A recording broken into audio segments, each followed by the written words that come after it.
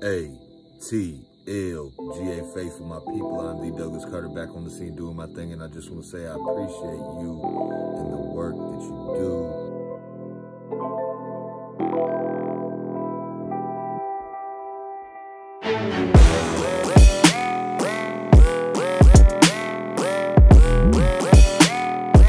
Boy, the Bulldogs are in great position now. ATL on the toss. Gets into the end zone. Old school Georgia football. Trevor says, quiet down, crowd. Georgia takes over. Rams looking for a run here on 3rd and 4, but Beck is on the move to throw. He's pressured, steps back, tries to scramble for it, and Carson Beck moves the chain with his legs. An enormous play by the quarterback.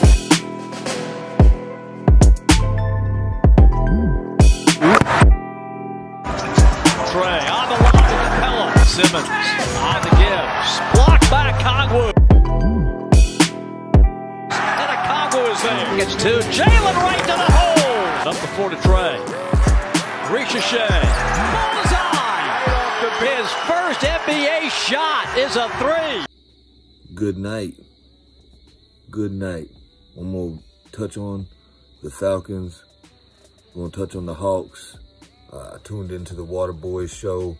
If you ain't heard about them, go check them out. They was just recapping the Hawks' victory, so that's good.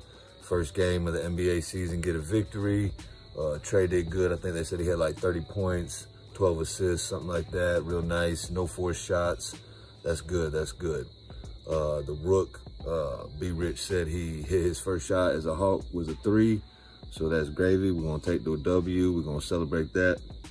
And then we're going to talk about the Falcons. Oh, shout out to Atlanta United. I think they made their way into the playoffs too. So good job for Atlanta United. We know the Braves is done for the year, but they'll be back next year. On to the Falcons. On to the Falcons. Man. I was at the Mercedes-Benz Stadium against that despicable loss to the Seattle Seahawks. And everybody's saying maybe that's the slap in the face that the Falcons needed. You know what I'm saying? Sometimes you got to get a slap in the face, and then you can, readjust and go clock somebody and get back on time, you know what I'm saying? And snap out of it, you know what I'm saying? So I know somebody slapped me in the face like that, I'm coming back with a rocker, so hopefully that's what the Falcons do against Tampa Bay. It feels like another trap game to me because Mike Evans and Chris Godwin are out. Chris Godwin's out for the season, I believe, and Evans is nursing a hamstring, which is, a little tricky injury, and it's going to take some time for him to get back. But don't sleep on Trey Palmer. He's a good wide receiver. I liked him as a late-round steal when we were doing our mock drafts and stuff like that. I believe it was 2 years ago. And then I think it's Jalen McMillan. I think that's his name, the wide receiver out of Washington, who we know we got the quarterback from Washington and Michael Penix. And I'm sure that Michael Penix is saying watch out for him because he can make plays. And then they got Tucker, I believe he was from Washington too, with Rachaad White and Bucky Irvin in the backfield. So also can't forget about Sterling Shepard, veteran wide receiver. So I know just from watching Baker Mayfield's career, he loves like a challenge. He loves when all the chips are stacked against him. Usually that's when he goes out and performs his best. Last time we played the Buccaneers, it was an awesome game, awesome comeback, overtime victory. We had some things go our way at the end. Some things didn't go our way, but we persevered through that and we got the W, so that was good. But Baker Mayfield, man, he was looking like Michael Vick on us. He was getting out of the pocket, scrambling, running. And the thing about Baker Mayfield is when he takes off running, he might not be the fastest, but if he gets a good head of steam, he ain't really looking to slide. He's looking to make a move. If you're not on your toes, if you're not on your game, he will truck you. And that's just what it is with Baker. He's a competitor.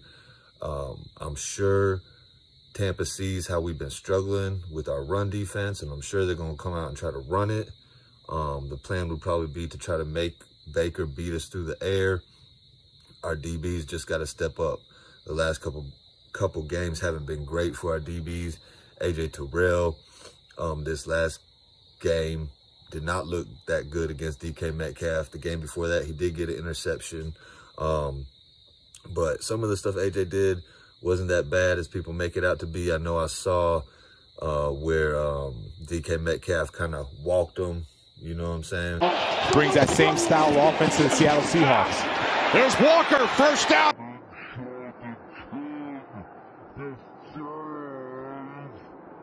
Put his hand inside his shoulder pads and just held him back, you know what I'm saying, like with one arm, so he couldn't make the play. And then AJ Terrell, you know, continued to trip over his own player that was on the ground. But I told y'all Kenneth Walker was going to be a problem with Seattle. It was his birthday too. I didn't know that, but Kenneth Walker III, he was that guy at Michigan State, and he's doing the same thing since he's been in the league. Geno had a good game. We're trying to get there with the pass rush. We still can't get there with the pass rush.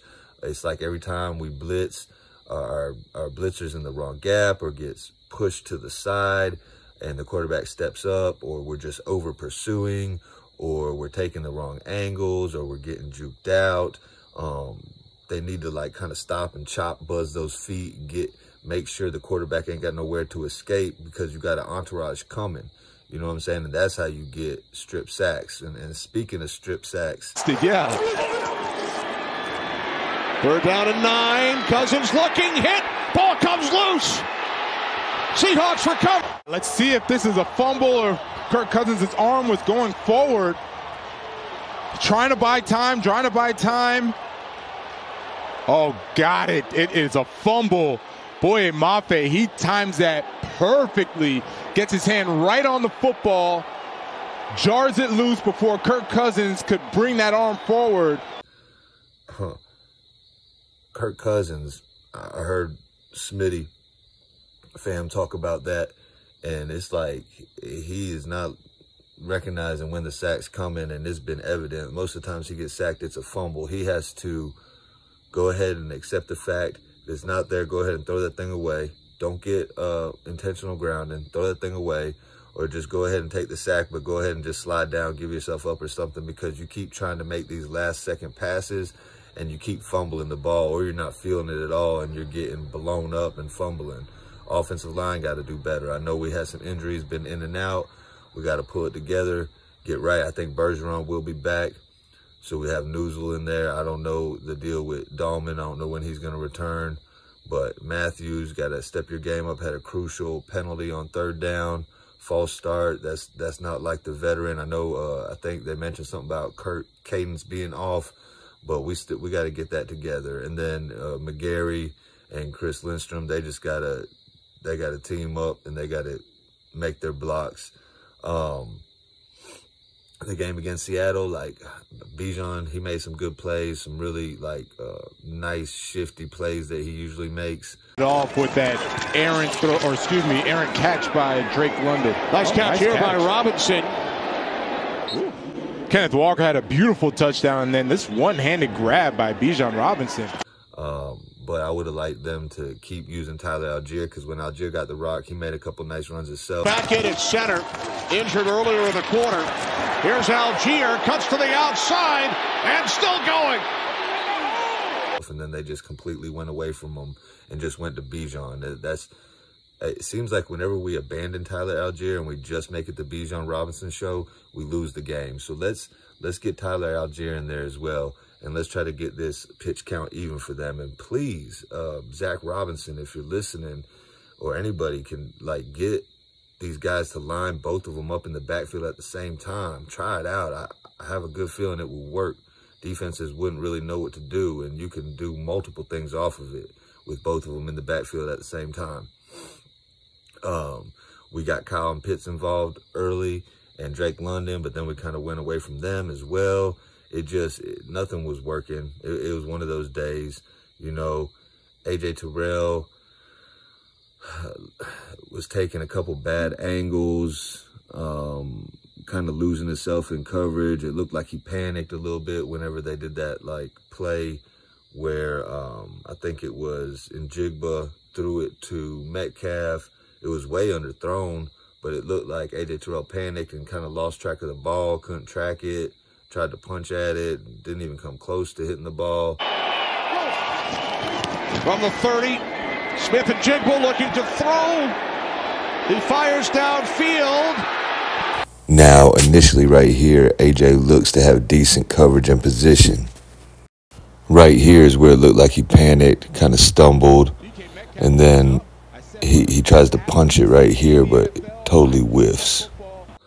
And then, you know, the play where he got blocked by Metcalf with one hand, I think he kind of looked like, I don't know if he gave up on the play, but he might have thought he couldn't get there in time. He was being held a little bit, but, I mean, it didn't get called, so it was just a good block.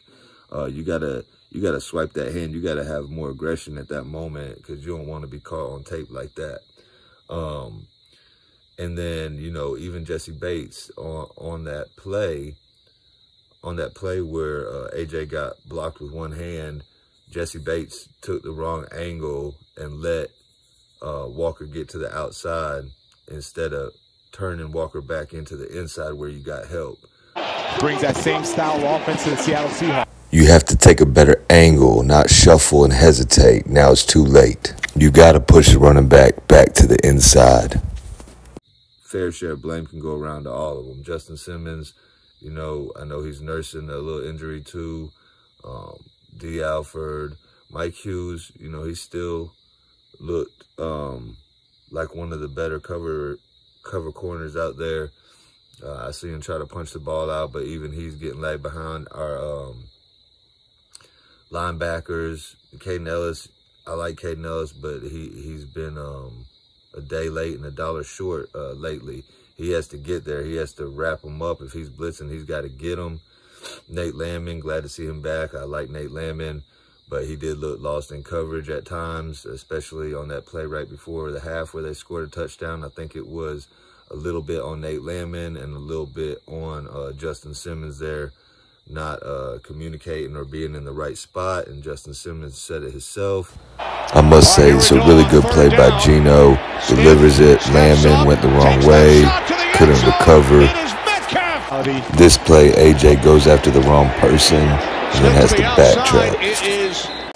This play, DK's on the right, crosses, AJ hands him to Ellis, and Ellis can't stay with him at all.